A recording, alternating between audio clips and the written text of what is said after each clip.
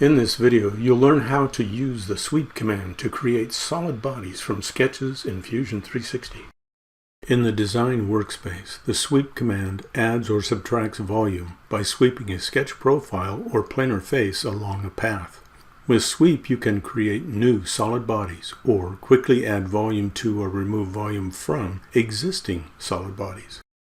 Let's use the sweep command to create the wiring for a pressure transducer. On the toolbar, on the Solid tab, expand the drop-down menu Create and click Sweep. The Sweep dialog displays and the profile selector is active, so you can immediately select the profile to sweep. First, we select the three profiles for the wires. Click the Path selector and select a sketch profile or edge as the path. The feature preview displays in the canvas, and the dialog includes additional options. Set the sweep options to fit your needs. You can drag the manipulator handle to set the distance along the path to sweep the profile, or you can specify an explicit distance value. You can add taper to the swept feature. Use positive or negative values to control the taper angle.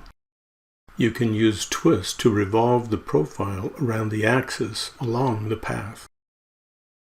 You use orientation to control the profile in relation to the path.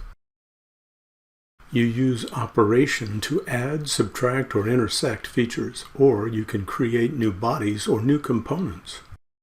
Click OK. New bodies display in the canvas and are added to the Bodies folder in the browser. Now you know how to use the basic features in the sweep command to create sweep features in your own designs in Fusion 360. Thanks for watching.